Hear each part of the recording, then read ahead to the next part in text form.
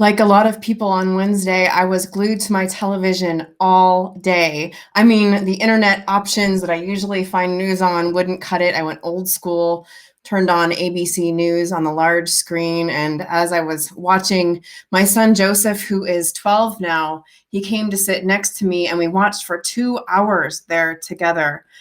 I was grateful that recently Joseph and we'd finished watching the Netflix series Designated Survivor, which is a kind of far-fetched story about an attack on our Capitol. Although, as we were sitting there, it suddenly didn't seem quite so far-fetched. Every so often, my daughter, who's 15, would also pop in wide eyes as we tried to make sense together of what was really nonsensical. I called it our best day of online school yet, although obviously not the best day for our country. As the events were unfolding, I kept thinking about this story that I used to tell when I was working with business executives. The idea goes that Chinese bamboo, maybe you know this, Chinese bamboo for the first 5 years appears as if it is not going to grow at all. What I mean is you water it, you fertilize it, you watch it, and for 5 years, nothing happens. I mean, the whole time. You might think that whole time, 5 years, imagine you've been watering and nothing is happening. You might think it's dead. You might give up.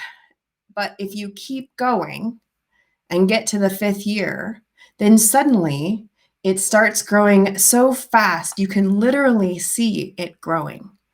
They say that some bamboo has been known to grow up to 90 feet tall in just 5 weeks after it starts growing. That's 2.5 feet a day after 5 years of nothing. Except, of course, it was 5 years that seemed like nothing, that actually was profound growing just underground. Underground, there was a whole root system developing with your care and your feeding, a system by which it could effectively and then quickly, as if suddenly, show itself.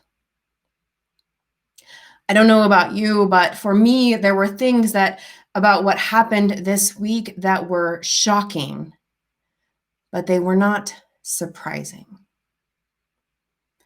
And yet, at the same time, as I was watching it all, I kept thinking, how did we get here? I mean, how did we get to the point where a large group of Americans thinks that it was necessary and appropriate to seize our own capital while it is in session, and where they were encouraged by our president to do so?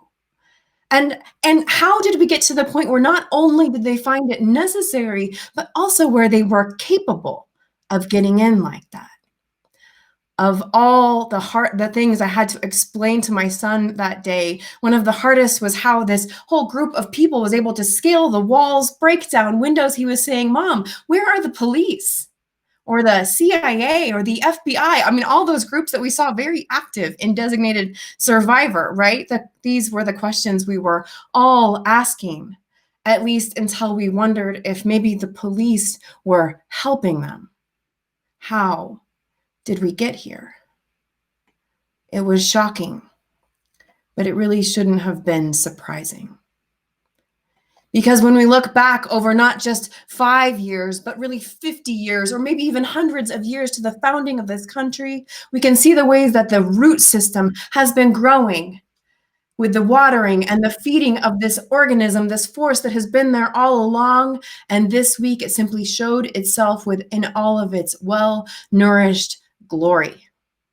It was shocking, but it shouldn't have been surprising.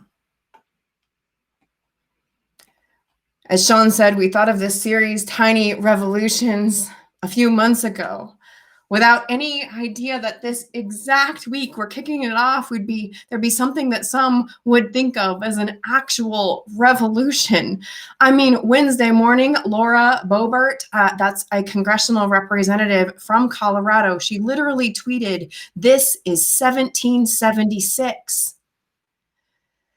When we study events like 1776, there is always a clear narrative to parse out, a way to trace the cause and the effect. But in real life, as it's happening, time doesn't work like that. As Rebecca Solnit writes, history is not an army.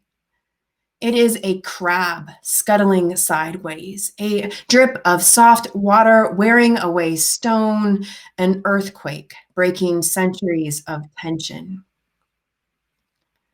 What we saw this week was not exactly 1776, but it was in its own way a revolution that is a part of a greater movement, a wave of shifts, some intentional, some accidental, most of them extremely tiny, that have been happening over many, many, many years.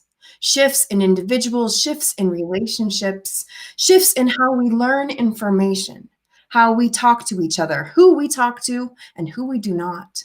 Shifts in norms, drips of soft water wearing away stone. Some of these shifts are relatively recent, and some the fomenting of racialized rage among the white working class for the benefit of the wealthy whites. For example, these have been growing underground and above ground for centuries. Despite the declarations that what we saw this week is not who we are, it would be more accurate to say that this is not who many of us wish to be. Let America be America again, Langston Hughes wrote in 1935. 1935. Let America be America again. Let it be the dream it used to be. Let it be the pioneer on the plain seeking a home where he himself is free. America never was America to me. Let America be the dream the dreamers dreamed. Let it be that great strong land of love where never kings connive nor tyrants scheme that any man be crushed by one above. It never was America to me. Oh, let my land be a land where liberty is crowned with no false patriotic wreath, but opportunity is real and life is free. Equality is in the air we breathe.